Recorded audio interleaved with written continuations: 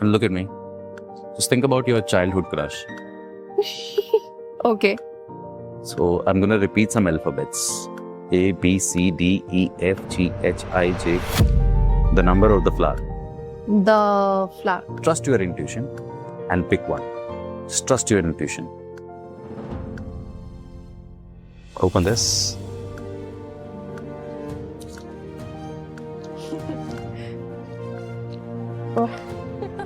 What does it say? एक तो hypnosis होता है फॉर एंटरटेनमेंट कि परफॉर्म कर रहे हैं, पीपल आर गेटिंग एंटरटेन, और एक होता है क्लिनिकल थेरेपीज। ओके, तो हिप्नोसिस समझिए कि एक टूल है जिसको आप अलग अलग तरीके से यूज कर सकते हो। कभी कभी होता है कि इंसान खुश है, उसको पता ही नहीं है क्या है, कि उसके अंदर की लेयर्स क्या है। स्लोली एंड जेंटली हथेली के बीचों बीच। I can feel it.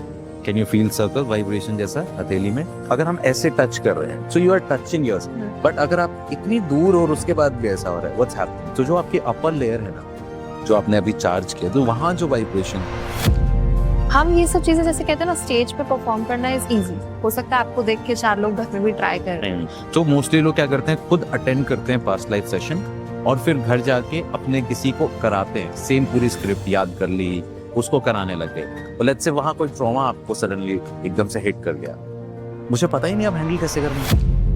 क्या कभी ऐसा हुआ है कि आपने जिस पर्सन को ट्रीट किया बट इट टर्न्ड आउट कि कुछ पैरानॉर्मल हो रहा है? तो जब मैं उसको डीपर लेवल पे लेके गया तो अंदर से उसकी आवाज बदलती है और वो बोलती है कि मैं नहीं छोड़ने दूंगा। क्या कभी ऐसा हुआ है कि उस पर्सन को समझते समझते आप उस पर्सन को फील करने लग गए हो और वो चीजें आपके अंदर आ गई हो और आपका उसी वे में बन गया? इनिशियली ऐसा होने के चांसेस थे। How do you cleanse your aura? See, cleansing an aura is not a rocket science. Many people out there use hypnotism कि अपने सेल्फ बेनिफिट के लिए भी यूज कर रहे हैं। जैसे बोलना नहीं चाहिए बट मूवीज वगैरह में देखते हैं, हिप्नोटाइज किया और उसको चोरी करने के लिए बैग भेज दिया। आप एक सिस्टमैटिक ब्रेन वॉशिंग प्रोसेस के थ्रू किसी को इस लेवल पे कन्विंस कर सकते हो। And in a moment, you will feel a pulse in one of my fingers, especially in either in the index finger or in the middle finger, ring finger. इसके आसपास जो मिसकंसेप्शंस है ना कि ये कोई ब्लैक मैजिक है, कोई वूडू है, नहीं, ये सबसे बड़ा myth.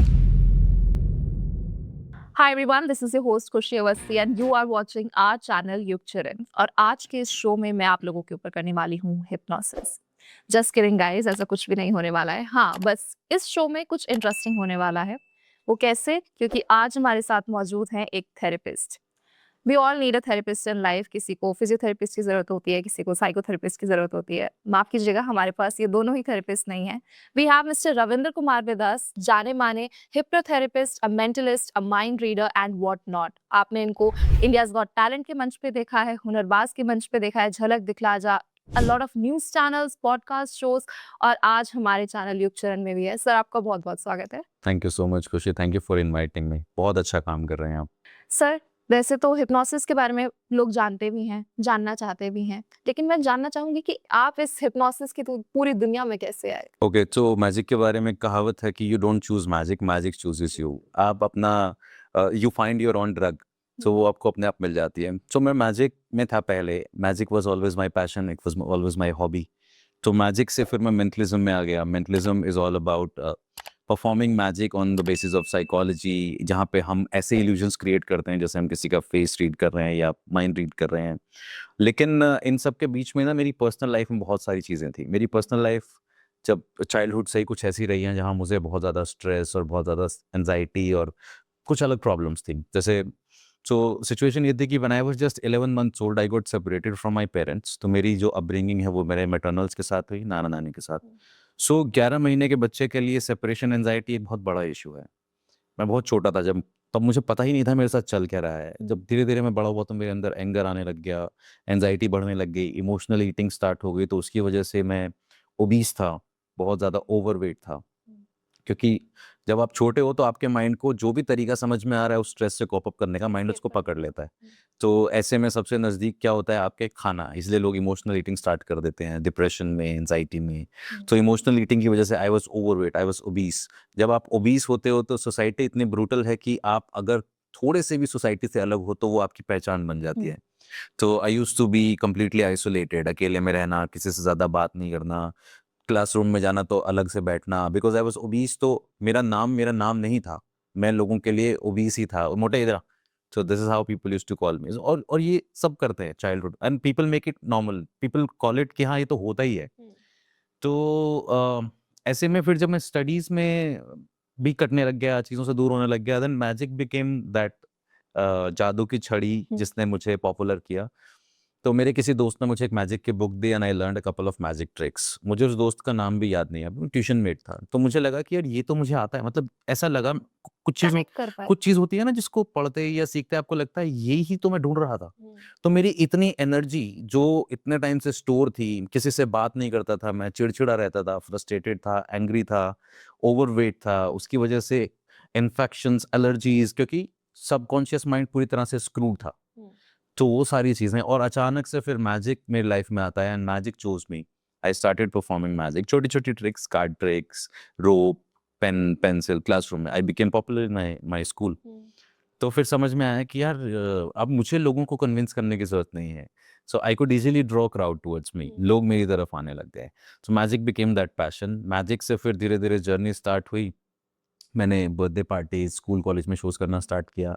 Again I was the rebellious one in the family, क्योंकि मुझे लगता था कोई मुझे समझता ही नहीं है, because there was third generation gap. I used to live with my नाना-नानी, नाना-नानी। So there was third generation gap. तो फिर जब मैंने ये बताया कि मुझे मैजिक करना है, तो उनके लिए तो बहुत ही अजीब था ये, क्योंकि आप एक ऐसी फैमिली में हो हरियाणा के एक छोटे से गाँव में, जहाँ उनको पता ही नहीं कि इसका करना क्या है, ये भी कुछ होता है। तो आई स्टार्टेड, हमारे घर में हमेशा स्ट्रगल रहने लग गया। तो one day I decided, I and my नाना, मतलब पिताजी, so we had a discussion. It was not a discussion, मतलब वो झाड़ रहे थे, सुना रहे थे मुझे, एंड ही सेड, इससे तेरा घर भी नहीं चलेगा, मतलब कैन यू अर्न मनी? तो आई डिसाइडेड, मैंने फिर एक प्लेइंग कार्ड्स का एक डेक खरीदा, एंड मेरे घर के पास there is a place called Murthal. So मैं everyone knows about everyone knows that, yes sir. तो मैंने मुरथल जाके वहाँ ढाबा पे ना टिप के लिए मैजिक परफॉर्म करना स्टार्ट किया, and that very day I earn around 400 rupees.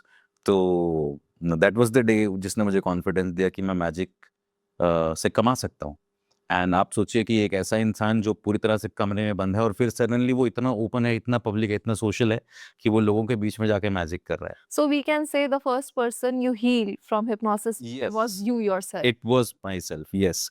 तो यहाँ पे मैं कॉन्फिडेंट तो हो गया, वो सब चीजें हो गई, लेकिन फिर भी अंदर जो बरीड ट्रॉमास थे वो थे, जिसकी वजह से मेरे रिएक्शंस अजीब थे। लोगों से बात करते हुए अगर कोई मेरी बात नहीं सुन रहा है तो मैं बहुत शॉर्ट टेम्पर्ड हो रहा हूँ, जिस मेरी हेल्थ उतनी अच्छी नहीं है। इसीलिए 2015 में जब मेरा इंडियाज गॉट टैलेंट हुआ, अगर आप तब मेरी लुक देखेंगे तो मैं अभी इस वक्त अपनी इस एज से भी उसमें 4-5 साल बड़ा दिखता हूँ। तो मैं बहुत ओवरवेट था, पता ही नहीं था अपने आप को प्रेज़ेंट कैसे करना है, स्किल पे काम कर लिया।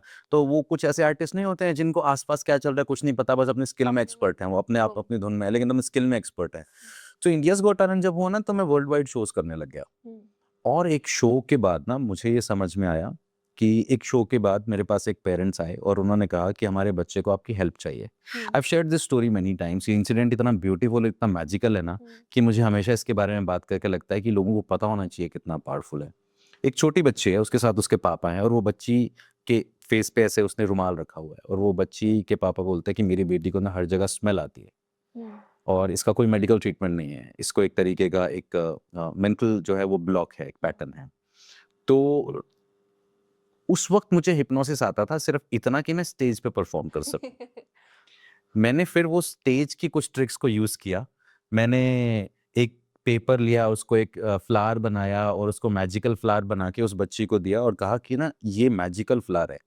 मुझे सजेशंस पता थे, मुझे पता था कि कमांड कैसे दी जाएगी। मैं इसको हार्डकोर यूज नहीं कर रहा था, बट मैं पढ़ता था हिप्नोसिस। तो जब मैंने उसको वो दिया और कहा कि इस फ्लावर से ना आपकी प्रॉब्लम ठीक हो जाएगी, आपको इसमें से खुशबू आएगी, और जहाँ भी इसको लेके जाओगे वहाँ खुशबू आएगी। तो हर जगह वो कुछ दिन के बाद मेरे पास जब कॉल आया उनके पेरेंट्स का, तो उन्होंने बताया कि उनकी बच्ची ठीक हो गई है, लाइक उसको वो बदबू आना बंद हो गया, स्मेल आना बंद हो गया।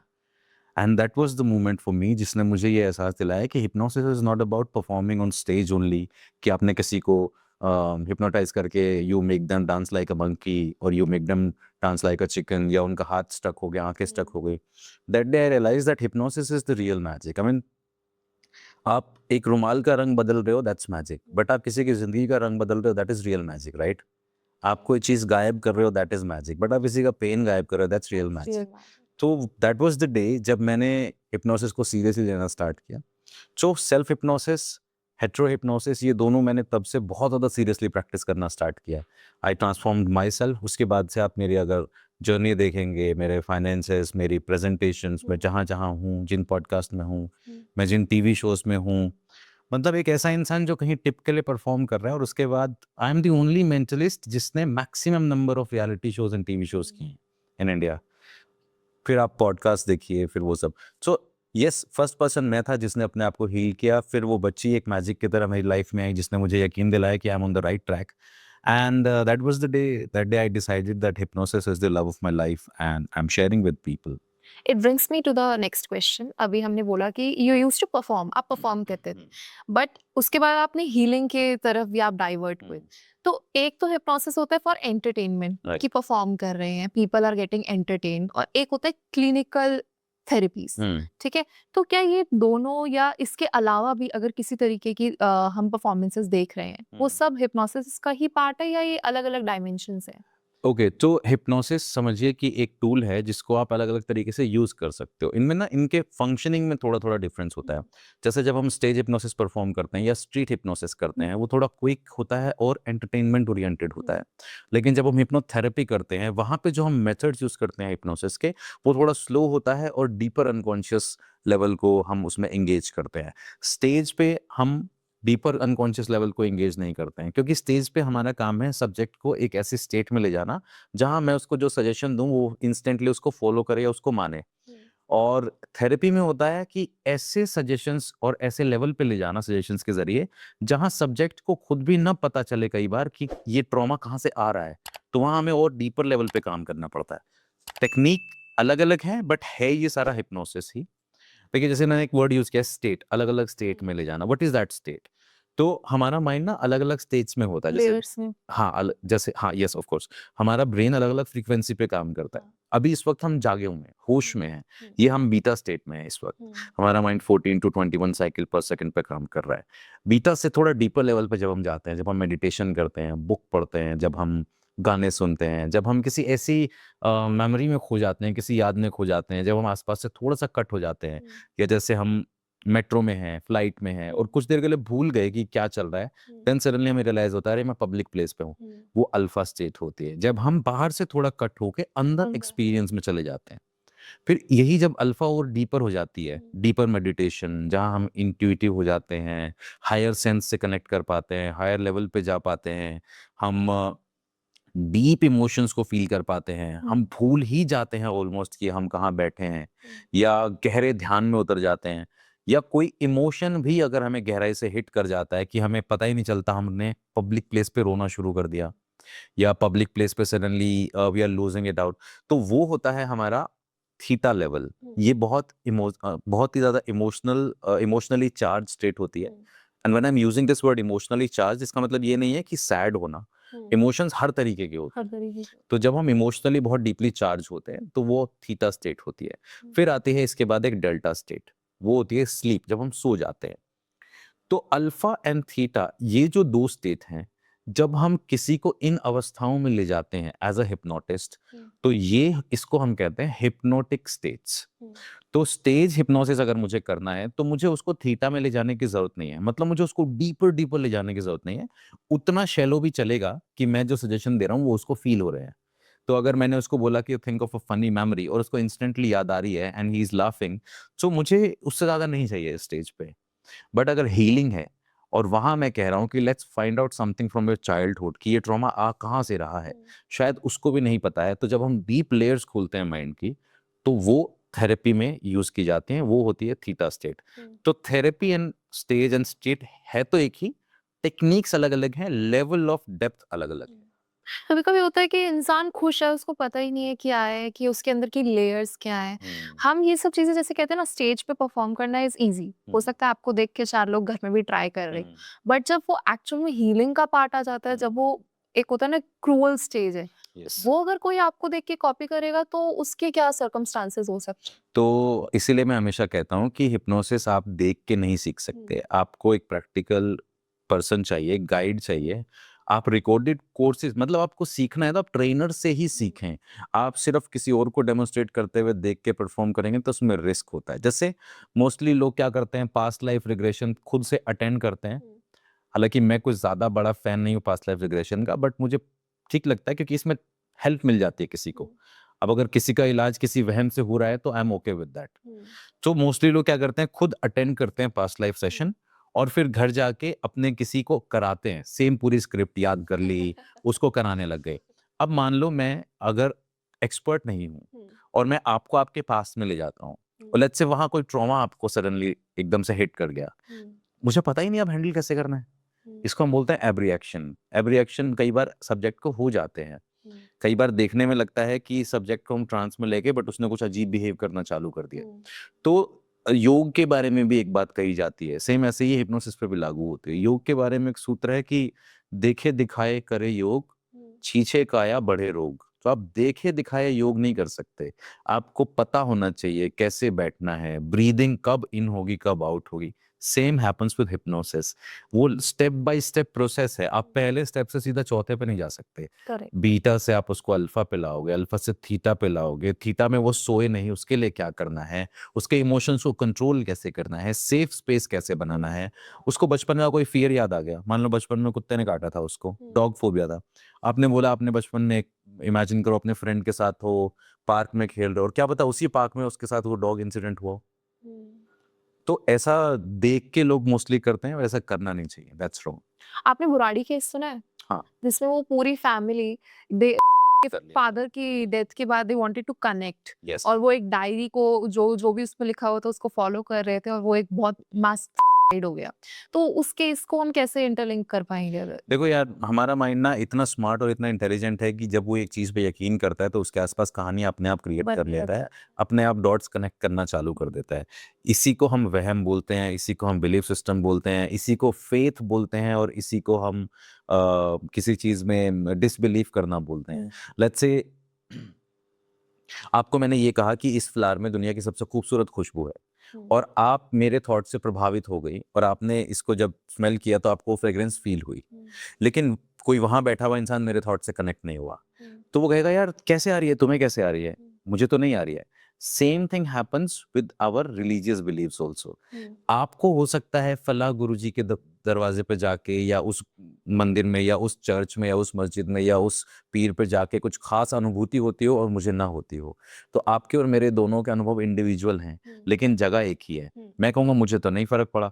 तो सेम थिंग, जैसे वो बुराड़ी केस है, ऐसे हजारों केसेस हैं। तो जो पर्सन है जिसका, जो उनके घर का लीडर था, जो बड़ा बेटा था, उसने ये फील करना चालू किया कि बाबूजी मुझसे बात करते हैं। कुछ लोग ये जानबूझ के भी प्रैक्टिस करते हैं, इसको हम बोलते हैं ऑटोमेटिक राइटिंग। ऑटोमेटिक राइटिंग एक तरीका है दूसरे रेल्म से कनेक्ट करने का, लेकिन ये गाइडेड मेडिटेशन के थ्रू किया जाए तो अच्छा है। हालांकि मैं ज़्यादा प्रमोट नहीं करता हूँ इस तरीके की चीज़ों को, क्योंकि मेरा मानना है कि सब कुछ आपका दिमाग ही चला रहा है। तो उस आदमी को ये फील होना चालू हुआ। अब इस बात में क्या रियलिटी है या कितनी रियलिटी है कि वो सच में उसको बाबूजी दिखाई दे रहे थे या वो अपने माइंड से क्रिएट कर रहा था। क्योंकि अगर सच में दिखाई दे रहे थे तो आई डोंट थिंक कि आपके पिताजी कभी ये चाहेंगे कि पूरा परिवार एक साथ मर जाओ और मैं फिर तुम्हें बचाने आऊंगा। मुझे नहीं लगता ऐसा होता होगा। तो मेरा कहना यह है कि वो ना, ट्रॉमा से कई बार हम एक ऐसी स्टेट में चले जाते हैं कि हम उस पर्सन या उस चीज को छोड़ नहीं पाते हैं। इसीलिए आपने देखा होगा अक्सर जब किसी क्लोज नियर वन की डेथ हो जाती है तो हमें उनके होने का आभास होता है। अक्सर माँ को ज्यादा होता है अगर बच्चे के साथ ऐसा कुछ हो जाए तो, क्योंकि माँ बहुत डीपली कनेक्ट होती है अपने बच्चों से। होता सबको है, पिता को भी होता है, लेकिन माँ को बहुत ज्यादा देखा गया है कि उसको आवाज सुनाई दी, उसको लगा बेटा अभी दरवाजे से अंदर आया, या वो अचानक सपने में जाग गई कि वो मेरे को बुला रहा है। तो क्या ऐसा होता क्यों है? क्योंकि जब कोई इंसान हमारी लाइफ से जाता है तो सिर्फ इंसान नहीं जाता है, हमारे अंदर का एक पार्ट जाता है, इमोशंस चला जाता है, एक ऐसा पार्ट जो हमने उस इंसान के साथ क्रिएट किया था। तो हमारे लिए that separation feels like a death to us, क्योंकि सिर्फ उस इंसान के ना होने से हमारी जिंदगी में वो सारी चीजें खाली हो जाएगी जो उस इंसान से जुड़ी हुई थी। तो जब वो पिताजी, उनके पिताजी की डेथ हुई होगी, तो जो स्टोरी है उसमें ये कहा गया है कि वो बड़ा लड़का जो है, मतलब अपने पिताजी को बहुत मानता था, उनसे बहुत कनेक्ट था। तो मेरा मानना ये है कि उनके पिताजी की डेथ एक ट्रॉमा की तरह हिट हुई उसको, और उसने उस वॉइड को भरने के लिए ये उसके सबकॉन्शियस माइंड ने ये फील करना चालू कर दिया कि पिताजी कहीं नहीं गए हैं, बस उन्होंने बॉडी छोड़ी है, वो मेरे साथ है। तो वो अपने आप ही उनकी आवाज, क्योंकि आप अगर अपने किसी बचपन के दोस्त के बारे में सोचेंगे तो आपको उसका चेहरा भी याद आएगा, उसकी आवाज भी याद आएगी। वो आज आपके साथ नहीं है, फिर भी आपके जहन में वो रिकॉर्ड है ना। तो वो पिताजी के जाने के बाद भी उस आदमी को वो फील हो रहे हैं, इसका मतलब ये उसके दिमाग का कोपिंग मैकेनिज्म था कि पिताजी हैं। फिर वो उसमें इतना ज्यादा स्टक हो गया कि वो हेलुसिनेट करने लग गया, उसको वो दिखाई देने लग गए, सुनाई देने लग गए। फिर जब हम दुख में होते हैं हम बहुत वल्नरेबल होते हैं, और इस अवस्था में हमें कोई जैसा भी गाइड करे और अगर जरा सा भी हमें समझ में आ जाए हम उसको मान लेते हैं। इस वजह से आप देखोगे कि लोग दुख में होने की वजह से तांत्रिकों के चक्कर में फंस जाते हैं। प्लीज ऐसा करा दो, मेरे मेरे बेटे को ढूंढ के ला दो, मेरी गर्लफ्रेंड को वापस ला दो, मेरे एक्स को वापस मेरे पास बुला दो। ये वल्नरेबिलिटी की निशानी है। ऐसे में इंसान वल्नरेबल होता है और किसी पर भी यकीन कर लेता है। वो हल्का सा भी कंधा झाँकता Yes. दिखे वहीं। तो फिर उस पर्सन ने पूरी फैमिली की वल्नरेबिलिटी को यूटिलाइज करना स्टार्ट कर दिया, और ये सब एक दूसरे के लूप में फंस गए। सर जैसे इस तरीके के ट्रॉमास होते हैं तो पीपल सजेस्ट कि साइकोलॉजिस्ट को दिखाओ, साइकोथेरेपिस्ट को दिखाओ, बट साइकोलॉजिस्ट और एक हिप्नोटिस्ट में क्या फर्क है? हीलिंग वो भी कर रहा है, बट आपकी हीलिंग उस हीलिंग से किस तरीके से डिफरेंस क्रिएट कर रही है? देखो, साइकोलॉजी, साइकोथेरेपी, हिप्नोथेरेपी, ये सब एक ही जैसी चीजें हैं, लेकिन हिप्नोसिस में ना एक प्लस ये है, साइकोलॉजिस्ट पहले साइको एनालिसिस करेगा, आपकी प्रॉब्लम को समझेगा। एक हिप्नोथेरेपिस्ट भी यही करेगा। Psychology is more about CBT, तो जहाँ पे हम कॉग्निटिव बिहेवियर थेरेपी, मतलब हम लॉजिकल माइंड को कन्विंस करते हैं कि ये छोड़ने में क्या फायदा है, ये करने में क्या फायदा है, उसके चले जाने से क्या बदला, उसके आ जाने से क्या बदलेगा। इट्स ऑल अबाउट हम कॉग्निटिव लेवल पे उसको प्रोसेस करते हैं। इन्फ्लुएंस कर रहे हैं। हाँ, मतलब हम लॉजिकली उसको प्रोसेस करने की कोशिश कर रहे हैं, जैसे हम बात करके करते हैं। जैसे किसी ने मुझे बोला कि मेरा 9 साल का रिलेशनशिप था, टूट गया। अब मैं लॉजिकल या कॉन्शियस लेवल पे, कॉग्निटिव लेवल पे उसके साथ रोज बैठूंगा और उसे 30 मिनट 40 मिनट क्वेश्चंस करूंगा, समझाऊंगा, समझूंगा, उसको लॉजिकली कन्विंस करने की कोशिश करूंगा। Hypnotherapy on the other hand, it straight forward works on your emotions. यहाँ पे हम उसको ये कहते ही नहीं है, ऑफ कोर्स सीबीटी होती है, थोड़ा बहुत अंडरस्टैंडिंग होती है, लेकिन डीपर लेवल पे हम बोलते हैं okay now close your eyes and let me talk to your emotions directly. हम इमोशंस में जाके उन पैटर्न्स को डिसॉल्व करते हैं, इमोशंस में जाके उन बिहेवियर को रिलीज करते हैं। तो ऐसा कहते हैं रिसर्चर्स कि सीबीटी के अगर आप 5 सेशंस करते हो और हिप्नोथेरेपी सही से किया गया एक सेशन, वो इक्वल रिजल्ट देता है। तो psychology is more about understanding behaviour, understanding cognitive behavior, underlying emotions. Hypnotherapy is the medicine for this. Psychology पे प्रॉब्लम को समझा, फिर हिप्नोथेरेपी को एक मेडिसिन की तरह ट्रीटमेंट के लिए यूज किया जाता है। क्या कभी ऐसा हुआ है कि आपने जिस पर्सन को ट्रीट किया, आप उसको सोच रहे थे कि मे बी वो ट्रॉमेटाइज्ड है या कोई एंग्जाइटी या डिप्रेशन है, बट इट टर्न्ड आउट कि कुछ पैरानॉर्मल हो रहा है या कुछ बहुत ही ज्यादा इसके साथ भूत बाधा है, समथिंग लाइक दैट?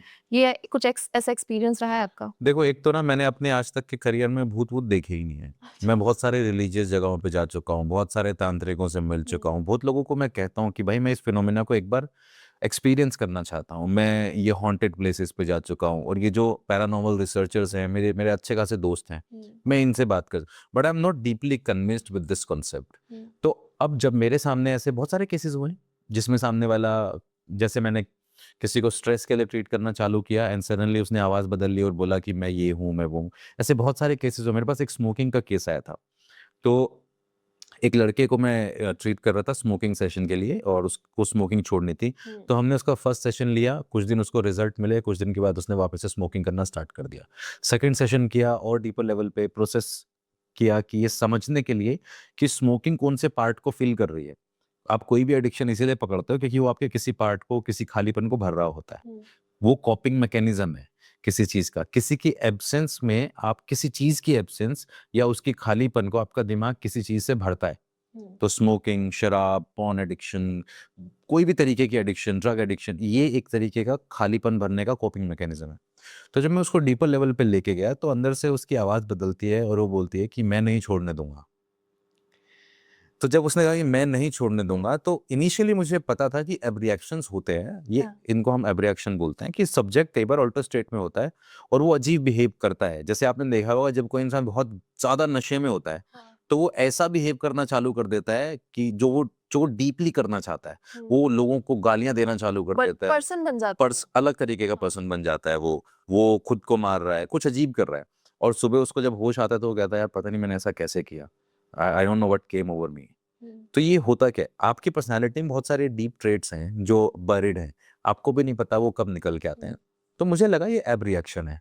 जब उसने कहा कि मैं नहीं छोड़ने दूंगा, तो मैंने उससे पूछना शुरू किया तुम कौन हो। उसने अपना नाम बताया, एक बुजुर्ग आदमी, एज बताई। देन आई रियलाइज कि ये कुछ और, यहाँ पे कुछ और हो रहा है, किसी और तरीके की बात हो रही है। तो फिर मैंने उस सेशन को काम डाउन किया, जैसे तैसे वो सेशन हमने कंप्लीट किया।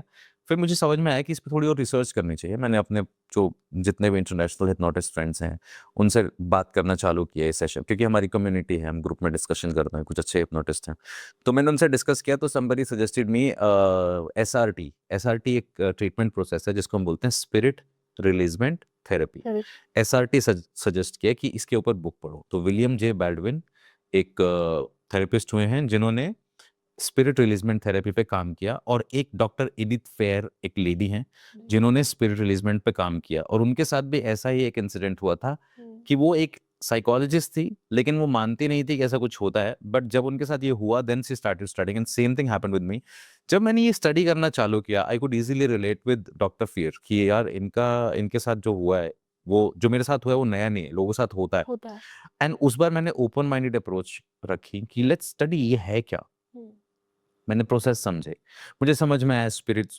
सबसे पहला तो आपको यही मान के चलना होता है कि स्पिरिट है, होती है कि नहीं वो बात का चैलेंज है। लेकिन इस केस के लिए मैंने माना कि ये स्पिरिट है। लेट्स से ये स्पिरिट है तो मैं इसको ट्रीट कैसे करूंगा।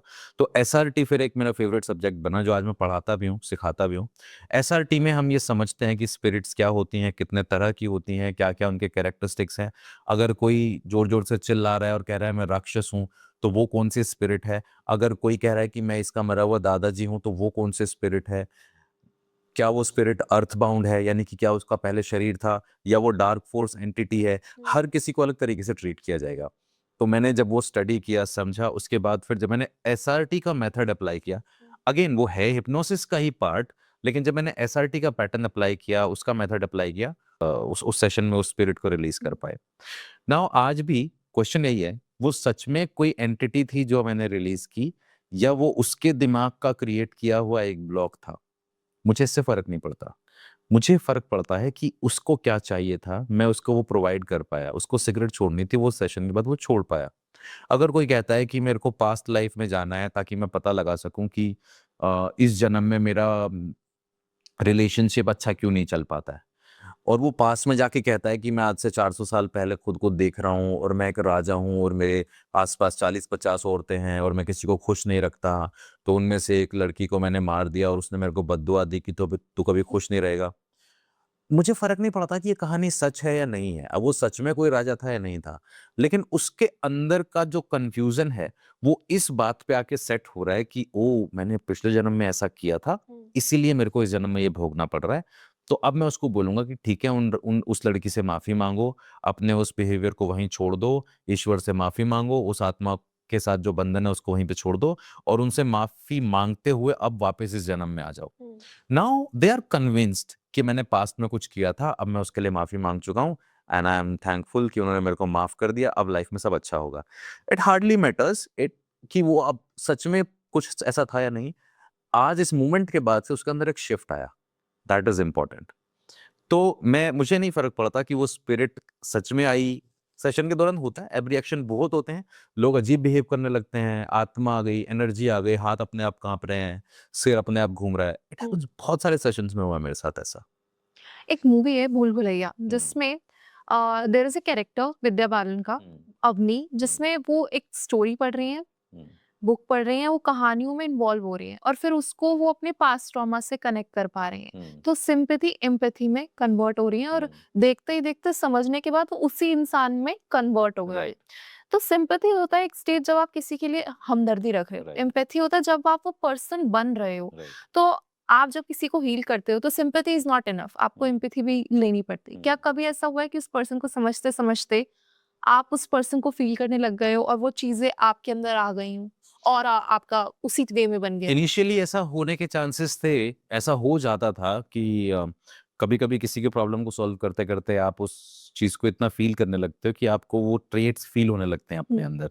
इनिशियली ऐसा होता था पर अब नहीं होता है क्योंकि अब मुझे 10, 12, 12-13 साल हो गए हैं हिप्नोसिस पढ़ते हुए, पढ़ाते हुए और वो एक्सपीरियंस हो गया। अब क्या होता है कि एक कैरेक्टर शिफ्ट होता है अपने आप अंदर से और वो कैरेक्टर एक्टिवेट हो जाता है when I am treating someone, जब मैं किसी की थेरेपी कर रहा हूँ। दूसरा मैंने इसका एक बहुत अच्छा तरीका निकाला है। मेरे मेंटर ने मुझे सिखाया था कि तुम्हें सेल्फलेस होके हीलिंग करनी चाहिए। सेल्फलेस होके कैसे? जिसको भगवान कृष्ण ने भगवद गीता में अकर्ता भाव कहा है।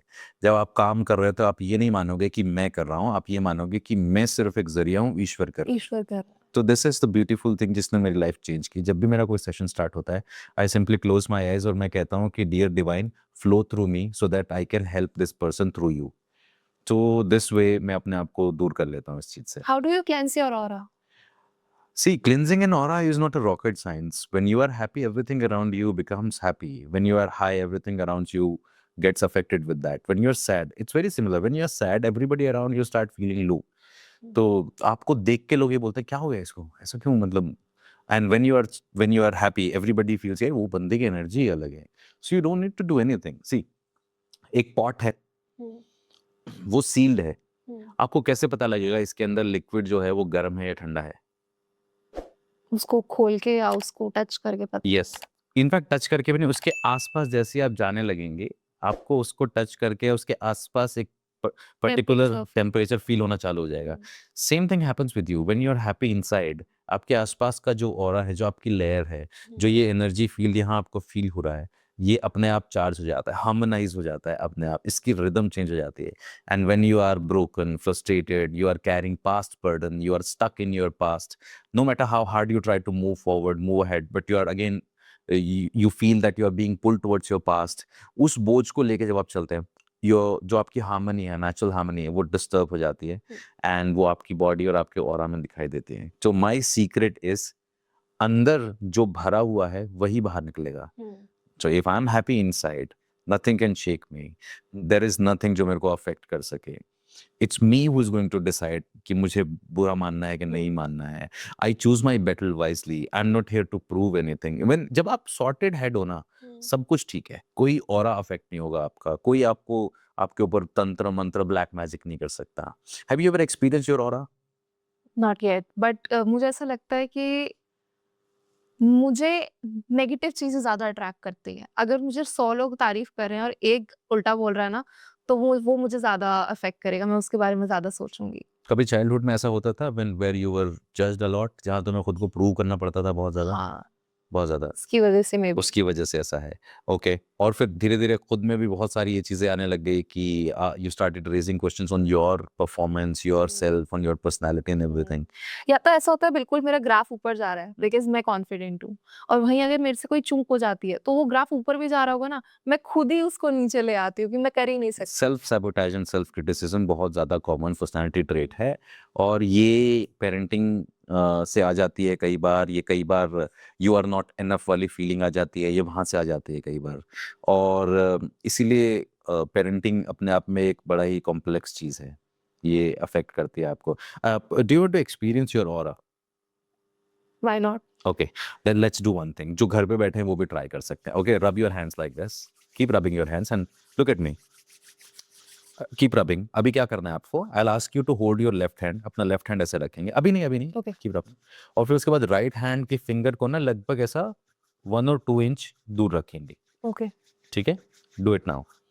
राइट हैंड की finger and look at your palm and धीरे धीरे एक सर्कल ड्रॉ करना स्टार्ट करो and tell me if you feel the circle on your palm, एक सेंसेशन, एक वाइब्रेशन, स्लोली एंड जेंटली हथेली के बीचों बीच। I can feel it. Can you feel circle vibration जैसा हथेली में?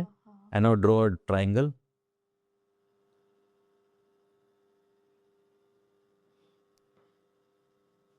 वाइब्रेशंस आ रही हैं। राइट, जहां जहां उंगली जा रही है and you are not touching your finger, right? Put your hands down. So with like अगर हम ऐसे टच कर रहे हैं, so you are touching yours, but अगर आप इतनी दूर और उसके बाद भी ऐसा हो रहा है, व्हाट्स हैपनिंग? तो जो आपकी अपर लेयर है ना, जो आपने अभी चार्ज किया, तो वहाँ जो वाइब्रेशन है, आप अपने फिंगर से उसको गाइड कर रहे हो और वहाँ वो आपको सेंसेशन फील हो रही है। सो तो ये अगर आप अंदर से खुश हो तो यू कैन सेंस इट, अगर आप अंदर से सैड हो तो ऐसा नहीं है। Aura is a very physical thing. हमें लगता है कि वो कुछ सुपर नेचुरल चीज है, नो। जैसे मैंने बताया ना, एक बर्तन अगर अंदर से गर्म है तो उसके इतनी दूर से आपको उसकी हाँ। हीट फील हो जाती है, फील हो जाता है। टेम्परेचर। सिमिलरली अगर आप ऐसे फील करोगे तो यू कैन फील कि आपके आसपास की जो लेयर है वो कैसी है, यू कैन फील कि आपको वो सेंसेशन वहाँ फील हो रही है। हम्म। तो ऑरा को ठीक रखने का तरीका यही है, अंदर जो चल रहा है, जो टेप चल रहा है, वही तो गाने बाहर सुनाई देंगे। अच्छा, देयर इज अ स्टेट, एक होता है सपनों में जीना और एक होता है कि ना कुछ लोग होते हैं पूरे दिन थक हार के आते हैं, रात में सो रहे हैं एंड सडनली सपने में वो जो देख रहे हैं उससे वो बाहर आना चाहते हैं, बॉडी होश में भी है बट वो मूवमेंट ही नहीं हो पा रही है। मेरे साथ होता है, I don't know what it is, I just want to know on camera right sleep paralysis, now. ये talking about sleep paralysis. Sleep paralysis एक फिनोमेना है। क्या होता है जब हम बहुत ज्यादा थके हुए होते हैं या अंदर हम पीसफुल नहीं होते हैं, बॉडी थकी हुई है, माइंड पीसफुल नहीं है, बॉडी सोना चाहती है, आप सो चुके हैं, पर सडनली होता यह है कि आपको कोई ऐसा सपना या कोई ऐसा शॉक लगता है या कोई ऐसा थॉट आता है कि आप एकदम से जागते हो, लेकिन बॉडी अभी पूरी तरह से उसके लिए प्रिपेयर नहीं है। आपकी आंखें खुली हैं, आप होश में हो, पर माइंड को लगता है कि इंस्टेंटली अगर ये उठा तो इसको चोट लग सकती है, जर्क आ सकता है। I feel there is a person watching. हाँ, I am telling you why. क्योंकि हमें हमेशा ये फीलिंग रहती है कि someone else is pushing me back.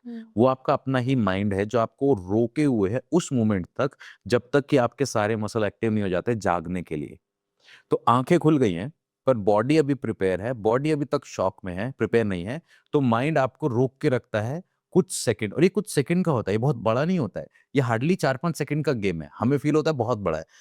आपको पता है रिसर्चर्स कहते हैं कि सपना मुश्किल से 2 से 3 मिनट का होता है। हमें लगता है पूरी रात सपना देखा है हमने। अच्छा। ये 2 से 3 मिनट का ही गेम है। ऐसे sleep paralysis hardly 4 to 5 seconds का गेम है।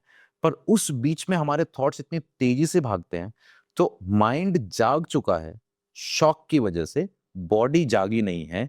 तो ये जो कॉन्फ्लिक्ट हो रहा है इसमें टाइम लगता है। अब माइंड को डर लगता है कि एकदम से अगर बॉडी को उठने दिया तो आप इंजर्ड ना हो जाए, चोट ना लग जाए, गिर ना जाए, स्प्रेन या मोच ना आ जाए। तो माइंड रोक के रखता है बॉडी को, एंड आपको धीरे धीरे कॉन्शियस होने देता है वो। तो it's a conflict between your mind and body. So there is nothing paranormal here. No, not at all. मैं कहीं देख रहा था, एक बहुत अच्छी क्रिएटर है, उस दिन से मेरा भरोसा ही उठ गया उनके ऊपर से। बोलते हैं कि जब आपको रात को सोते हुए शौक लगता है तो आपके वो एंसेस्टर्स आके आपको हग करके जाते हैं। एंड आई वाज लाइक, ये क्या मतलब हो यार, आपने बायोलॉजी कुछ छोड़ा ही नहीं, आप कुछ भी बोल रहे हो यार। आप सोते हुए नींद में जाग रहे हो तो इसका मतलब आपके घर में जो है आपके पितरों की आत्माएं घूम रही हैं। What is this? नहीं, हर चीज को वहां नहीं जोड़ना है भाई। नहीं, आई वोंट लाई, मैं तो पता नहीं कितने मंदिरों में आई हूँ, मैंने कितने धागे लगा लिए हैं बट अब थोड़ा मेरा कहते हैं ना माइंड ये- क्लियर हुआ है। अच्छा, आप खुद ही बताओ, आप पीसफुली सोते हो? वैसे सोती हूँ बट कितना टाइम हो गया अच्छी पीसफुल नींद लिए हुए? महीने हो गए हैं। राइट। हाँ। सी, इस वजह से ना, now you know the reason कि अगर आप अंदर से स्ट्रेस्ड हो और आपकी बॉडी थक गई है, एग्जॉस्टेड हो गए हो, बॉडी तो गिरेगी ना, फेंट होगी, बॉडी सिर्फ सोना चाहती, माइंड नहीं सो रहा है। लेकिन जब आप गहरी मेडिटेटिव स्टेट में जाके सोते हो या कोई ऐसा मेडिटेशन जैसी अवस्था में होते हो, तब आप नहीं चौंकोगे। अगर मैं आपको यहाँ बिठा के अभी 1 घंटा मेडिटेशन कराऊं तब आपको फील नहीं होगा वो, क्योंकि वहां आपका माइंड और बॉडी दोनों सिंक में है, अलाइंड है और एक साथ रिलैक्सेशन में जा और पता है कि ये हो रहा है। राइट। तो आप अगर सोने से पहले एक स्लीप रिचुअल बना लें जिसमें आप 10 से 15 मिनट सिर्फ खुद को ये फील कराएं that I am safe and I am growing, I am going in the right direction, my life is taking its own shape. मतलब अपने आप को ये फील कराओ कि everything is in my control and I am safe for 5-10 minutes only, that's it. मैं ना जब नींद नहीं आती थी तो मेरी मम्मा ने धागा बांधा मुझे। मे बी वो धागा कुछ वर्क करे ना करे बट क्योंकि मेरी उससे फेथ जुड़ी हुई थी, आई मेरे को नींद आ जाती थी। सेम गोज विद हिप्नोथेरेपी कि आपके ऊपर वो तभी वर्क करेगी व्हेन देयर इज फेथ। तो क्या कभी ऐसा हुआ है कि आपका कोई पेशेंट है, आप उससे कनेक्ट कर रहे हो बट वो फेथ ही जनरेट नहीं कर पा रहा है, वो कोऑपरेटिव ही नहीं है, तो आप कैसे प्रोसेस करते हो उस चीज को? बहुत अच्छा क्वेश्चन है। देखो, इसके लिए ना पहले ये समझना पड़ेगा कि हिप्नोसिस का ना फेथ से कोई लेना देना नहीं है। मैं आपको कह रहा हूँ कि ग्रीन टी हेल्दी नहीं है और आपको मेरी इस बात पे कोई भरोसा नहीं है, लेकिन जब आप ग्रीन टी पी रहे हो तो आपको कुछ ऐसा फील हुआ कि हाँ यार ये सही कह रहे थे, हेल्दी नहीं है। अब यहाँ पे आपने मेरे पे भरोसा नहीं किया, आपने खुद से एक्सपेरिमेंट किया और आपको वो रिजल्ट मिल गए। Same happens with hypnosis. Hypnosis काम करेगा या नहीं करेगा ये बात की बात है, करता सब पे है काम, लेकिन जो मेरे पास आके बैठा है वो किस पर्पस से आया है, उसको ये यकीन दिलाना कि मैं उसका पर्पस सॉल्व कर सकता हूँ, ये मेरा इंपॉर्टेंट स्टेप है। अगर ये हो गया तो मुझे उसका फेथ नहीं चाहिए, मुझे उसका सिर्फ यस चाहिए कि वो उसका पार्ट कॉन्फिडेंस। वो उसका पार्ट बनना चाहता है, तभी हो पाएगा। जैसे अभी हिप्नोसिस को लेके बहुत सारे मिथ हैं, राइट? लोग घबराते क्यों हैं हिप्नोसिस से? क्योंकि ना टीवी ने, न्यूज़पेपर ने, मीडिया ने ऐसा दिखा दिया है कि हिप्नोटिस्ट जो है वो आपको लूट लेंगे, आपकी आंखों में देख के पता नहीं क्या कर देंगे। मोस्टली जब मैं लोगों से मिलता हूँ तो पीपल जनरली जैसे उनको पता लगता है मैं हिप्नोटिस्ट हूँ, दे आर लाइक नहीं नहीं नहीं मेरी आंखों में मत देखना, तुम्हारी आंखों में नहीं देखना है। और यूजुअली जो लोग मेरे पे यकीन करते हैं या जो उस प्रोसेस का part, they always say you have hypnotic eyes, तुम कुछ तो करते हो अपनी आंखों से, and trust me it's just words. तो मिसकंसेप्शन ये है कि हिप्नोसिस में हम किसी को कंट्रोल कर सकते हैं, किसी को कंट्रोल नहीं करते हैं हम। हिप्नोसिस में आप किसी से उसकी मर्जी के बिना कुछ भी करा सकते हो, ऐसा नहीं है, हम किसी से कुछ नहीं करा सकते हैं। अगर ऐसा होता तो फिर जुडिशरी की पढ़ाई थोड़ी ना करनी पड़ती। फिर आप जर्नलिस्ट अगर बने हो तो आप तो किसी का भी इंटरव्यू ऐसे ही कर लेते जाके, आप तो सीधा बड़े से बड़े नेता के सामने जाके बैठते और सच पूछ लेते उसकी आंखों में देख के, उसको हिप्नोटाइज करके। But things don't work like that, right? इसकी बजाय ये एक बहुत ही रिसेप्टिव और ब्यूटीफुल स्टेट है। यहाँ पे मैं कंट्रोल नहीं करता हूँ, मैं गाइड करता हूँ। यहाँ पे मैं आपको अपने वश में नहीं करता हूँ, जैसा फिल्मों में दिखाते हैं। मैं आपको मोटिवेट करता हूँ, मैं आपको इन्फ्लुएंस करता हूँ to take right decision which is better for you. और वो भी आपके अंदर से ही निकल के आता है कि हाँ मुझे ये करना चाहिए। जैसे क्विक एक्सपेरिमेंट करते हैं, hold out your hands like this. Imagine you are holding a medium size balloon. Okay, look at that balloon, give it a colour, size, notice its texture, and now close your eyes। और इस balloon को अपने हथेलियों के बीच में देखिए, feel कीजिए इसके टेक्सचर को, इसके प्रेशर को, और इमेजिन कीजिए कि इस बलून में एक छोटा सा छेद हो गया और उसमें से हवा निकल रही है।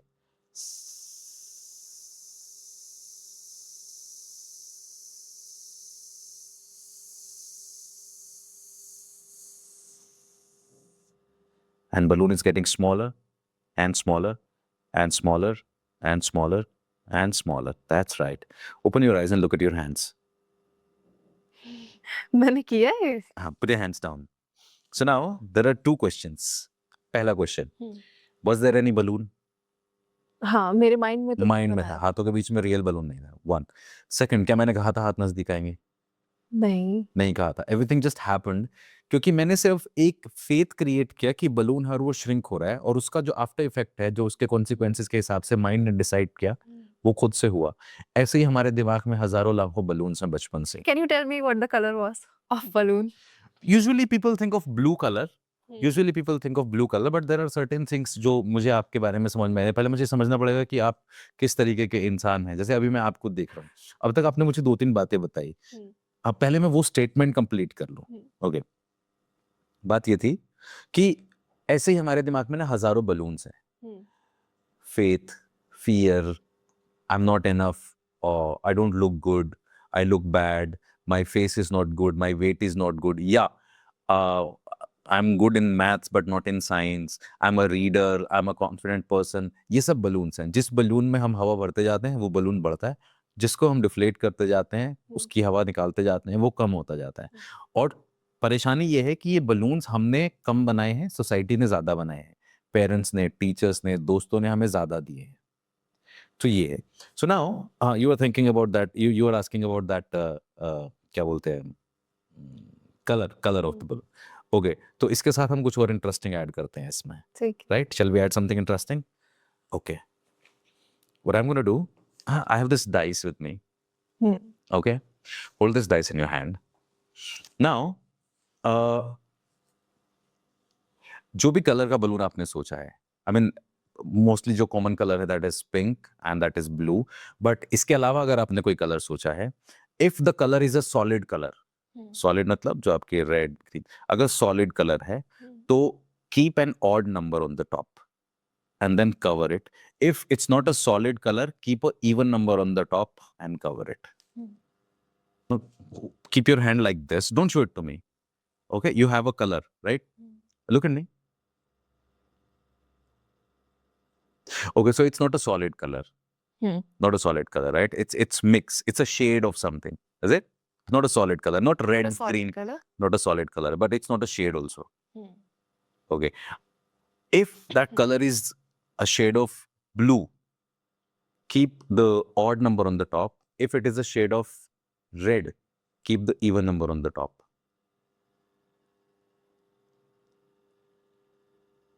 Okay, again, so it's a shade of red, Hmm. right? Hmm. Shade of red. Okay. Can you think of a flower उस color से? Okay. I mean, is it? I mean, orange color के flowers easily available होते हैं. Pinkish flowers easily available होते हैं. And can you write down the name of that particular flower that you are thinking? Not here. I'm going to write this for you. Okay. Do one thing. Roll the dice. Okay. And keep your hand flat like this. Don't show it to me. Okay.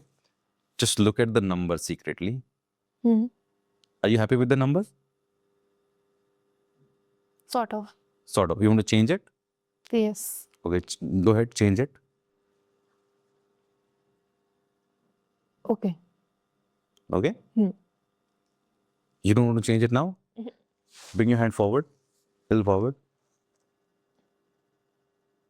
Okay. And think of that flower. Are you thinking of a flower right now? Okay.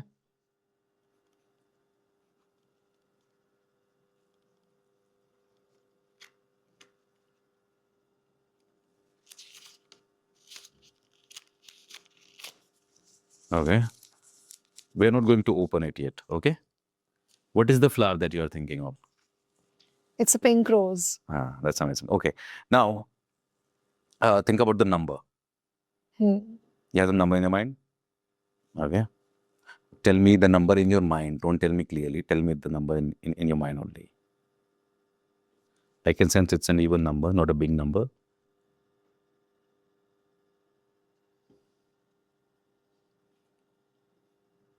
Okay. There is a curve. You are writing this in your mind.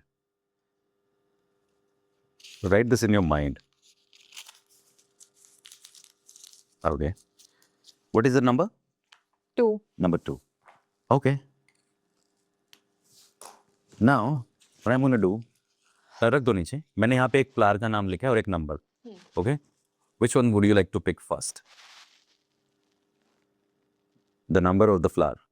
The flower. Okay. Now trust your intuition. Trust your intuition and pick one.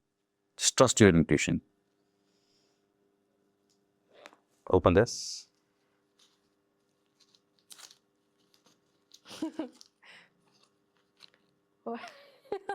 What does it say? Pink rose.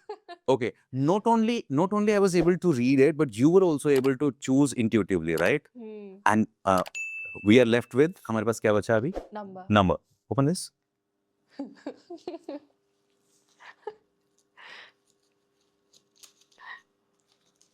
My hands are shivering. It's 2. It's number 2. Number 2. That's it. By the way, that was a quick test. You instantly asked, in between, you just asked me, can you guess? Okay, तो balloon was of, क्या वो एक particular shape का था? हाँ. Right. ऐसा oval shape का था? हाँ. Right. And it was pink? Yes. Pink. Not pink exactly. Yeah. Okay. मुझे थोड़ा process करना पड़ रहा है. It is very first time for me to experience this, but hats off, sir. Thank you. Also, another question कि कभी ऐसे जैसे अब hypnotism तो है ही, but ऐसा मन किया है आपको किसी ऐसी जगह जाना जहाँ ऑलरेडी पैरानॉर्मल एक्टिविटीज होती हैं, वहाँ जाके आप कुछ एक्सपीरियंस करो? मैं जाता रहता हूँ, करता रहता हूँ. इनफैक्ट अभी कुछ दिन में फिर हम लोग दोबारा से राजस्थान जा रहे हैं. Going to find out some haunted places. Okay. हम लोगों ने ऐसी जगहों पे रिसर्चेस किए हैं, बहुत सारी चीज़ों से एक्सपीरियंस कनेक्ट करने की कोशिश की है कि कहीं कुछ मिले, कुछ फील हो. Including some of the places like Bhangarh या विजय मिल, तो ये एक विजय कपड़ा मिल करके देयर वाज अ प्लेस। तो ऐसी जगहों पे भी I have been to such places. मैं मुंबई गया हूँ, लोनावला, पुणे, राजस्थान, कुछ एनर्जी होता है UP. See what I strongly believe, of course energies होती हैं, there is a realm out which is not visible for us. हो सकता है क्योंकि यूनिवर्स के बारे में आज भी फिजिक्स भी यही कहती है कि 97% डार्क मैटर है, हम जानते भी नहीं है यूनिवर्स को पूरी तरह से। यूनिवर्स को हम उतना ही जान पाए जितना जाना जा सकता है, उससे ज्यादा अभी भी बहुत कुछ बचा है। What is bothering in your mind? Shit. Still thinking about this shit? कैसे हुआ है? Okay. Give me your hand and look at me. Just think about your childhood crush. Okay. Okay. So I'm gonna repeat some alphabets.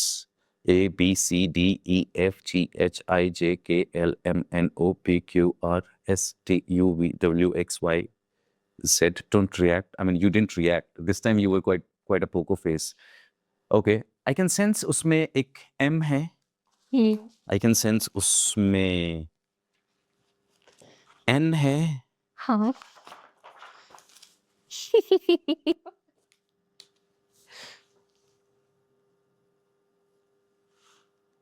Close your eyes for a moment. I'm writing it.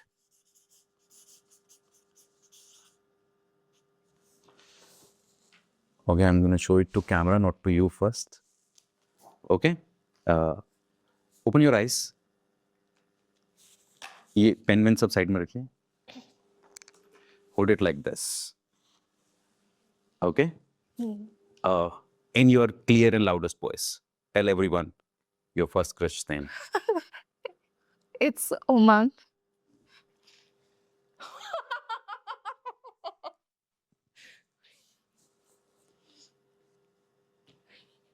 But I don't have crush on you now. हाँ, yes, जो भी है अब सुन लें please. Well, Are you still in touch with this guy? no. No? Okay. Okay. So, आप IGT पे भी गए हैं, तो एक मास लेवल ऑफ ऑडियंस वहाँ पे है. किस तरीके का एक प्रेशर होता है? क्योंकि एक रूम में थेरेपी करना या परफॉर्मेंस करना इज अ थिंग. बट जब आप देख रहे हो कि आप you are on television, you the big people are watching you, तब वो एक प्रेशर के साथ आप कैसे डील करते हो? एक वो नहीं रहता कि what if my magic doesn't work? How do you? होता है. देखिए, मैजिक की खासियत ये है कि इफ मैजिक डजंट वर्क, ये बात सिर्फ आपको पता होती है. ये किसी और को नहीं पता होती है. इट्स नॉट लाइक इसमें कोई रिटन रूल नहीं है. लेट्स से अगर कोई चीज़ गायब नहीं हुई है तो उसको उसके साथ कुछ और किया जा सकता है. वो सिर्फ मुझे पता है कि मुझे इसके बाद क्या करना है. वेल, सो पॉइंट ये है कि आप 2 चीज़ें हैं. पहला, जब आप कुछ ऐसा करते हो ना जो आप दिल से प्यार करते हो, तो आपको नहीं होती है परेशानी. फिर आपको ना एक्साइटमेंट होती है कि अभी 2 लोग देख रहे हैं, फिर 200 देख रहे हैं, फिर 2 लाख लोग देख रहे हैं, फिर पूरा देश देख रहा है. वो अलग ही एक्साइटमेंट है. और हाँ, नर्वस एनर्जी हर किसी को होती है. थोड़ी बहुत नर्वस एनर्जी अच्छी होती है क्योंकि वो आपको डबल चेक करने के लिए आपका माइंड आपको पुश करता है कि चेक एवरीथिंग, सब ठीक हो रहा है ना. तो उसमें आप अच्छी परफॉर्मेंस कर पाते हो. दूसरा, फिर बिकॉज़ मैंने बताया कि मैं सेल्फ हिप्नोसिस बहुत टाइम से प्रैक्टिस कर रहा था. I was working on my self. तो वो मेरे सबकॉन्शियस ने इस तरीके से चीज़ों को पिक करना चालू कर दिया. And it becomes your second nature when you practice something. जैसे अभी मैं आपको अगर अचानक से बोलूं कि आपको एक इंटरव्यू करना है, तो आपको बहुत ज़्यादा प्रिपेयर होने की ज़रूरत नहीं है. एटलीस्ट इतना तो आप प्रिपेयर हो ही कि आप बोल लोगे. जैसे जैसे if I am looking at you, if अगर मैं आपकी तरफ देखूं तो I can tell you a couple of things. Like मुझे जैसे आपको देख के पता लग रहा है कि the way you are holding yourself, the way you are presenting yourself, आपकी कम्युनिकेशन स्किल्स अच्छी हैं. जैसे आपने इंट्रोडक्शन दिया, आपने जैसे इंटरव्यू ओपन किया, तो you are good with scripting. आपको पता है कि आपको कब कैसे अपने आप को प्रेजेंट, तो कम्युनिकेशन आपका स्किल है, स्क्रिप्टिंग आपका स्किल है.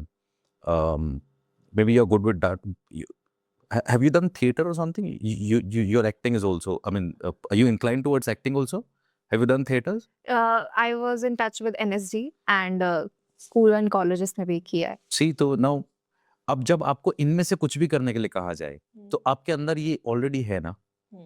और आपका टारगेट क्या है कि एक बड़े लेवल पे एक दिन एक बड़ी एक्टर होना या बड़ी न्यूज़ एंकर होना या एक पर्सनालिटी बनना. तो आप वहाँ पे नर्वस नहीं होंगे. आप वही नर्वस होते हैं जब आपको आपके स्किल पे भरोसा नहीं होता है. आई वाज टोटली प्रिपेयर्ड, तो मुझे उतना परेशानी नहीं आई टीवी शो में या किसी इंटरव्यू में। पता नहीं, मुझे लोग अक्सर पूछते हैं कि आप इतना कॉन्फिडेंटली इस टॉपिक पे कैसे बात करते हैं, क्योंकि मैं जीता हूँ इस टॉपिक को, जैसे आप अपने काम को जी रहे हैं। आप चोर के सामने बड़े से बड़ा ताला रखिए, वो एक बार तो अटेम्प्ट करेगा ही। उसने जिया है उस चीज़ को, उसका काम है वो। ऐसे ही जैसे डॉक्टर हैं, अपना काम करना जानते हैं वो, दे ओपन अ बॉडी भाई on the table. How was your experience at IGT, by the way? It was amazing. छोटे शहर से निकल के बड़े शहर में जाना, मुंबई में जाना, एकदम टीवी पे परफ़ॉर्म करना। मुझे आज भी याद है जब मैंने एक परफ़ॉर्म किया था, मुझे सबसे पहला कॉम्प्लीमेंट ही मलाइका ने ये दिया था कि आपका एटीट्यूड बहुत अच्छा है, एकदम कूल, काम। और मेरी यूएसपी भी यही बन गई थी। तो जो क्रिएटिव टीम थी वो मेरे बारे में नोट्स जब बनाते थे, तो उसमें यही बात करते थे, और बैक स्टेज भी यही बात होती थी, दादा तुम कैसा ऐसा बैठा रहता है एकदम चुप करके, एकदम मतलब भाई आपको कुछ होता नहीं है, कोई घाई नहीं रहती है आपको। एंड आई वाज़ लाइक भाई मैं यही तो करने आया हूँ। यही करते हुए सोचा है मैंने अपने आप को, यही करने में आया हूँ, यही कर रहा हूँ, मेरे को इसमें स्ट्रेस क्यों होगा? So it was an amazing experience, yes it changed my life. मैं बर्थडे पार्टीज़ में जहाँ एक्सपोज़र के लिए शोज़ करता था, जहाँ पे ऐसा बोलते हैं ना, आप आ जाओ आपको एक्सपोज़र मिलेगा, एक आर्टिस्ट को एक्सप्लॉइट करने का तरीका। तो जहाँ मैं एक्सपोज़र के लिए शोज़ करता था, उसके बाद सीधा इंडियाज़ गॉट टैलेंट पे जाने के बाद then I was doing shows all over India, international shows, and amazing experience रहा, मज़ेदार। Many people out there use hypnotism कि अपने सेल्फ बेनिफिट के लिए भी यूज करते हैं। जैसे बोलना नहीं चाहिए बट मूवीज वगैरह में देखते हैं, हिप्नोटाइज किया और उसको चोरी करने के लिए बैग भेज दिया। वो पर्सन चोरी करके भी आ गया, उसको पता भी नहीं है। तो ऐसा होता है हिप्नोटिज्म की वर्ल्ड में? नहीं, ऐसा होता नहीं है। आप किसी को इस लेवल पे हिप्नोटाइज़ नहीं कर सकते। आप एक सिस्टमैटिक ब्रेन वॉशिंग प्रोसेस के थ्रू किसी को इस लेवल पे कन्विंस कर सकते हो। आप उसको इतना ज़्यादा कन्विंस कर सकते हो इमोशनली, साइकोलॉजिकली, कि उसको लगे कि चोरी करना ही एकमात्र रास्ता बचा है। बट ऐसा नहीं है कि मैं किसी को एकदम से हिप्नोटाइज़ करूँ और जाके बोलूँ कि ऐसा कर दो तो वैसा कर ले। नहीं। हिप्नोटिज्म पावरफुल है, पर इतना भी पावरफुल नहीं है। Hypnotism is a positive science. Hypno का मतलब है स्लीप लाइक स्टेट। जब आप न, और ये नेचुरल है। तो जब आप मेरी बातों को सुन रहे हो, जैसे अभी आपका हाथ ऐसे नजदीक आए, क्या किसी मोमेंट पे ऐसा लगा मैं आपको कंट्रोल कर रहा हूँ? नहीं। क्या किसी मोमेंट पे लगा आपकी मर्जी के बिना हो रहा है? नहीं, मतलब ऐसा था कि वो हो रहा है बस। वो एक एक्सपीरियंस फील हो रहा है आपको, हाँ। लेकिन आप उसको रोक सकते थे, राइट? तो इसका मतलब ये पावरफुल इतना है कि एक इमेजिनरी बलून कुछ ही सेकंड में आपके हाथों को यहाँ से यहाँ ले आया। लेकिन at the same time you have a free will to deny to any whatever suggestion I am giving you. तो ऐसा नहीं होता, ये सब फिल्मों में होता है, बकवास है ये। तो मतलब हम कह सकते हैं कि हिप्नोटिज्म सिर्फ अच्छे के लिए यूज। सिर्फ अच्छा, सिर्फ सेफ, सिर्फ बेटरमेंट के लिए। आप किसी की लाइफ ट्रांसफॉर्म कर सकते हो, ये एक पावर पावर है इसकी। मेरे पास ना अक्सर ऐसे अजीब-अजीब कॉम्प्लिकेटेड से केसेस भी आते हैं, कुछ ईज़ी केसेस भी आते हैं। जैसे अभी हम बात कर रहे थे कि चाइल्डहुड कैसे हमें शेप करता है। मेरे पास एक बार एक हस्बैंड वाइफ आए थे, मेरे एक दोस्त हैं, वो डॉक्टर हैं, उन्होंने मेरे पास काउंसलिंग के लिए रिकमेंड किया था। तो वो लेडी कंसीव करने के लिए कोशिश कर रहे थे, बट उनको प्रीवियस एक्सपीरियंसेस थे मिसकैरेज के। तो डॉक्टर ने कहा your vitals are okay, everything is okay, but आप स्ट्रेस की वजह से वो एक पैटर्न बन गया था। जैसे ही वो टाइम आने लगता था तो दिमाग में लगने लगता था कहीं फिर से वैसा ना हो जाए। प्रीवियस रिसोर्सेज जो थे वो थे मिसकैरेज के, कि फेलियर हो चुका है 2 बार 3 बार। तो जब वो मेरे पास आए ना, तो मैंने उनसे जब बात करना स्टार्ट किया, हमने फर्स्ट सेशन किया, पहले उनकी एंग्जायटी को खत्म किया, उनके माइंड को पीसफुल किया, उनको कॉन्फिडेंस और फेथ में लेके आए। उनको फील कराया कि being a mother is such a blessing, कि ये सिर्फ टेंशन और स्ट्रेस का काम नहीं है। देन आई रियलाइज्ड कि इसका रूट कोज़ कुछ और है। तो आगे आने वाले सेशंस में फिर मैंने उनके साथ रिग्रेशन, जिसको हम बोलते हैं एज रिग्रेशन, मतलब पास्ट में क्या ट्रॉमास हो सकते हैं। उनके चाइल्डहुड में एक सिनेरियो निकल के आया। चाइल्डहुड में ये था कि वो उनके पिताजी बहुत एब्यूसिव थे, और वो 4 बहनें हैं, और उसको पास्ट में जो मेमोरी याद आ रही है वो ये याद आ रही है कि अ, पिता मम्मी और पापा का झगड़ा हो रहा है, और मम्मी बाद में ये बात बोल रही है कि इंसान को ना शादी नहीं करनी चाहिए, और शादी करे तो बहुत सारे पैसे कमाने के बाद ही बच्चे पैदा करने चाहिए। सो नाउ उसको ना ये एक ट्रॉमेटिक एक्सपीरियंस ये चाइल्डहुड में पैटर्न में रिकॉर्ड हो गया, जो उसको पता भी नहीं है अभी। लेकिन उसके सबकॉन्शियस माइंड ने क्या पकड़ा हुआ है कि या तो शादी करो तो बहुत सारे पैसे कमाने के बाद फैमिली बनाओ। बहुत सारा पैसा, कितना पैसा, ये क्लियर ही नहीं है। तो वो दोनों हस्बैंड वाइफ प्रोफेसर हैं, अपना उनका फैमिली बिज़नेस था, मतलब इंस्टीट्यूट चलाते थे, बाद में अच्छा खासा काम है। तो मैंने पहले उनके वो पास्ट का जो इंसिडेंट था उसको हील किया। फिर उसको ये बताया कि कितना पैसा बहुत सारा पैसा होता है। फिर उस पे काम किया, उसके फाइनेंशियल बिलीफ्स पे काम किया, उसके फिज़िकल बिलीफ्स पे काम किया। उसको ग्रोथ ओरिएंटेड से जो वो हसल में जी रही है, उसको वापस से उसको रियल लाइफ़ में लेके आए, शांति में लेके आए। तो जब हमने उस इशू को हील किया तो उनकी लाइफ सॉर्ट हो गई. They had a daughter and they have a daughter now. The world is science and everyone believes in science only. But there are some things जो साइंस के भी हाथ में नहीं होती है. हिप्नोटिज्म एक ऐसा सब्जेक्ट है जो बहुत कहते हैं ना सब्जेक्टिव है. लोग उस पे ज्यादा खुल के बात नहीं कर पाते हैं एंड दे बिलीव ये अंधविश्वास है. बट आपको क्या लगता है कि अगर हिप्नोटिज्म या साइंस आपस में मिल जाए तो we can make a better world out there? See mostly लोगों को ऐसा लगता है कि हिप्नोटिज्म कोई सुपर नेचुरल पावर है, और मैं अपने हर पॉडकास्ट में यही बताता हूँ कि ये सुपर नेचुरल पावर नहीं है, ये एक साइंटिफिक प्रोसेस है. इट इज हिप्नोसिस साइंस का ही पार्ट है जो न्यूरो साइंस है, जिसमें हम माइंड और माइंड के प्रोग्रामिंग को समझते हैं, कॉन्शियस और सबकॉन्शियस माइंड को कैसे कंट्रोल करना है, कैसे उसके नए पैटर्न्स बनाने हैं. ये सब एक सिस्टमैटिक साइंटिफिक प्रोसेस के तहत ही होता है. तो ऑलरेडी ये साइंस का पार्ट है. बस वो जो इसके आसपास जो मिसकंसेप्शंस है ना कि ये कोई ब्लैक मैजिक है, कोई वुडू है, नहीं, ये सबसे बड़ा मिथ है. इसी वजह से मैं लोगों को हमेशा यही बताता हूँ कि हिप्नोसिस भाई एक साइंस है, ये कोई ब्लैक मैजिक नहीं है. तो अगर ये लोग भी इस चीज़ को ऐसे एक्सेप्ट कर लें कि ये एक साइंटिफिक प्रोसेस है. आज दुनिया अल्टरनेट हीलिंग्स पे बात कर रही है. आज लोग मेडिसिन से दूर जाना चाहते हैं. आज लोग चाहते हैं कि वो अपने डाइट ठीक करें, योगा की तरफ आ रहे हैं, हेल्दी लाइफस्टाइल की तरफ आ रहे हैं, मेंटल हेल्थ इंप्रूव करने पे काम कर रहे हैं, मेडिटेशन कर रहे हैं, रेकी, प्राणिक, इस तरीके की हीलिंग्स पे बात कर रहे हैं. और इन सब में हिप्नोसिस एक बहुत पावरफुल टूल बन के सामने आता है, क्योंकि हिप्नोसिस आपके सबकॉन्शियस माइंड को प्रोग्राम करता है. लेट्स से अगर मैं आप लेट्स से आप मेरे पास आते हैं और आपको कोई ऐसी चीज़, कोई ऐसा इमोशन है जो आपको रिलीज़ करना है. अगर हम उसको रिलीज़ करते हैं तो उसका एक तरीका ये है कि एक आम आदमी क्या बोलता है, अरे छोड़ो जो गया पास्ट उसको भूल जाओ. पर ऐसा होता नहीं है, राइट? थोड़े टाइम बाद वापस आ जाता है. ऐसा क्यों? क्योंकि वो इमोशन डीपली रूटेड हो गया है और उसके आसपास एक कहानी बन गई है, और वो कहानी आपकी आइडेंटिटी और पर्सनालिटी में एक जगह बना चुकी है. ये उसका पार्ट है. लेकिन हिप्नोसिस क्या करता है? हिप्नोसिस आपकी पर्सनालिटी में और पॉजिटिव ट्रेट्स पड़ता है, उस कहानी की इंटेंसिटी को कम करता है. अगर मेरे कहने से आपके हाथ नज़दीक आ सकते हैं, तो मेरे कहने से वो बलून खत्म भी तो हो सकता है. मेरे कहने से, यानी कि हिप्नोटिस्ट के कहने से वो इमोशन रिलीज़ भी तो हो सकता है. हम उस पे भी बात कर सकते हैं. तो हिप्नोसिस साइंस ही है, माइंड से डील करने का एक तरीका ही है ये, और इसमें कोई मंत्र तंत्र नहीं है. we are about to end, but before we end I have something to let audience know कि hypnotism is very good, hypnotism is very great, but अगर किसी को इस चीज से बचना हो और ऐसी कंडीशन ही नहीं लानी जहाँ पे उसको एक हाइपोथेरेपिस्ट के पास आना पड़े, तो वो क्या करे? Yoga, meditation, some kind of tips that you can provide them. Okay, वैसे तो ये पूरा मेंटल हेल्थ से रिलेटेड क्वेश्चन है, इसका कोई हिप्नोसिस से लेना देना नहीं है. पहली चीज़ तो ये कि इसमें कोई बुराई नहीं है कि आप किसी प्रोफेशनल के पास जा रहे हो, किसी हिप्नोथेरेपिस्ट के पास जा रहे हो. लेकिन अगर आपको इससे बचना है, आपको लगता है कि आपको मेंटल हेल्थ सॉर्ट रखनी है अपने हेड में, तो इसके लिए आपको कुछ चीज़ों पे काम करना चाहिए. पहला, आपको आपकी बॉडी को हेल्दी रखना बहुत ज़रूरी है, क्योंकि आपकी बॉडी अगर फिट नहीं होगी तो आपका माइंड उस प्रेशर को फील करता है. माइंड प्रेशर को फील करता है तो वो आपकी बॉडी को इंटरनली डैमेज करता है. तो मतलब अगर आपका गट खराब है तो आपका ब्रेन खराब होगा, ब्रेन खराब है तो गट खराब होगा. सो अगर आप क्लीन डाइट रखते हैं, अच्छा खाते हैं, पेट को ठीक रखते हैं, अपनी हेल्थ को ठीक रखते हैं, वर्कआउट करते हैं, तो आप इतने में भी अपने दिमाग को ठीक रख सकते हैं. दूसरा, एक दो चीज़ें प्रैक्टिस करनी चाहिए. पहला, फॉरगिवनेस. दूसरा, ग्रेटिट्यूड. फॉरगिवनेस मैं इसीलिए बोल रहा हूँ क्योंकि मान लो किसी ने मेरे साथ अगर कुछ बुरा किया है और मैं उसको आज तक माफ़ नहीं कर पा रहा हूँ, तो वो इंसिडेंट हो चुका है, वो इंसान जा चुका है, वो मेरी लाइफ में नहीं है. लेकिन जब जब मैं उसके बारे में सोच रहा हूँ, मैं गुस्सा फील कर रहा हूँ, एंगर फील कर रहा हूँ, और ये हो कहाँ रहा है? ये मेरी बॉडी में हो रहा है. ये मेरी बॉडी के सर्वाइवल मैकेनिज्म को बार बार हिट कर रहा है. और इससे होगा ये कि मेरी बॉडी सर्वाइवल मैकेनिज्म पे जब जब जाएगी, मेरा इम्यून सिस्टम हाइपर एक्टिव हो जाएगा. जब मेरा इम्यून सिस्टम हाइपर एक्टिव हो जाएगा, वो अंदर ही अंदर बॉडी को एज करने लगेगा, बॉडी को खाने लगेगा. इम्यूनिटी जो है वो जब ओवर हाइपर चार्ज हो जाती है, आपके ऑर्गन्स को खाने लगती है. कैंसरस सेल बहुत तेजी से बढ़ने लगते हैं.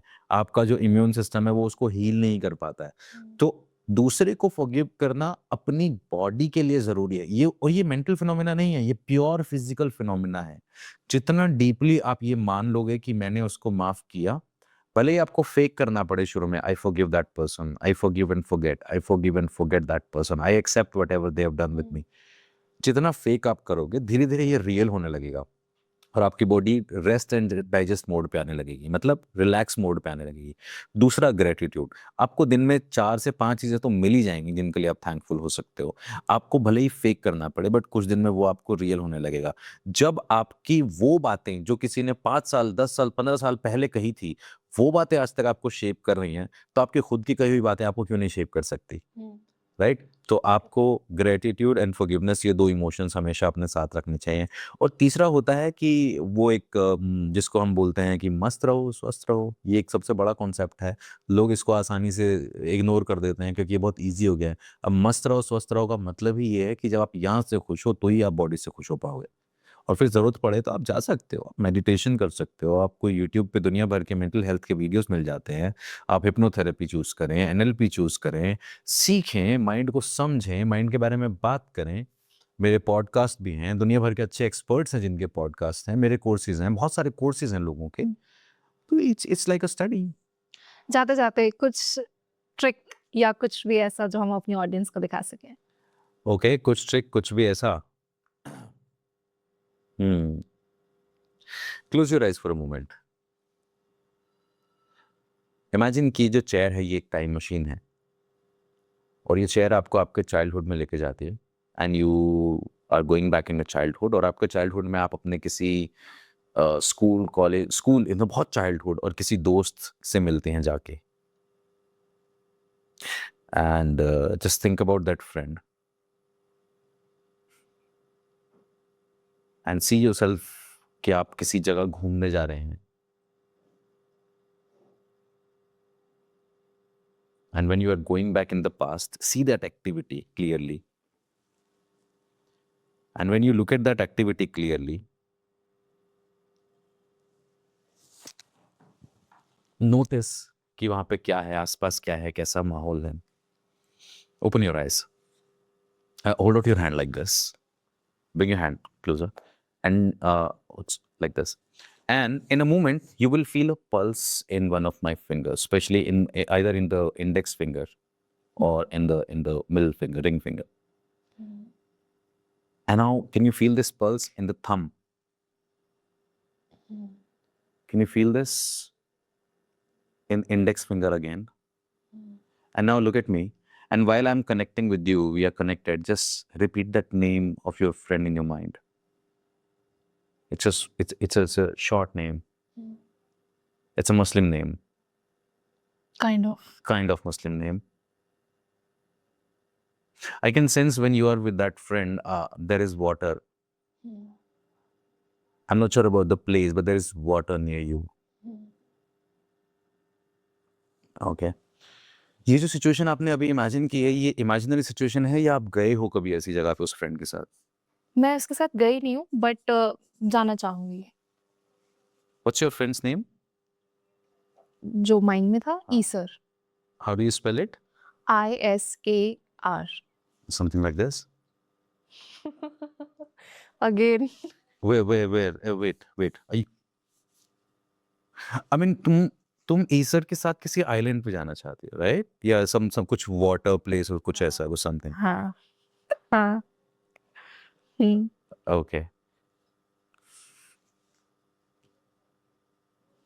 स्पेशली कि ये, ओ अच्छा, सो कुछ हाई डोपामिन एक्टिविटी, समथिंग एकदम वाटर राइड और स्लाइड जैसा समथिंग। हाँ। I could see you but लेकिन उस टाइम तुमने फेस पे रिएक्शन नहीं आने दिए। That's amazing. But let me tell you, more you try to hide certain things, hmm. more difficult, I mean more easy, I mean, in fact जितना छुपाने की कोशिश करते हो तुम चीज़ों को, उतना इजीली वो दिखाई देती हैं तुम्हारे फेस पे। हाँ, ऑफ कोर्स हर कोई शायद ना देख पाता हो, बट मेरा तो काम ही ये है। तो मैं सिर्फ इतना ही कहना चाहता हूँ जाते हुए, put your hand on your heart, take a deep breath, close your eyes, say thank you to the universe for whatever you have, and imagine करो कि यूनिवर्स से एक डिवाइन लाइट तुम्हारी तरफ आ रही है, and it's entering in your head, and you can hear that sound of that divine light. और वो लाइट कह रही है कि whatever just happened with you in your past, it's gone. You are enough. You are good enough. No one is there to tell you कि तुम enough नहीं हो. जिसने तुम्हें betrayal जैसी एक इमोशन फील कराई, जो धोखा फील कराया, वो उसका ट्रेट है, तुम्हारा नहीं है. There is a beautiful life waiting for you. Your father's health is also going to be improved very soon. Everything is going to be in its best shape and form. And you are capable of doing whatever you want to do. You are capable of achieving all the great success. You are guided by the divine light, Khushi. From this moment onwards, this divine light is going to be with you. Say thank you to the universe. Thank you. Open your eyes.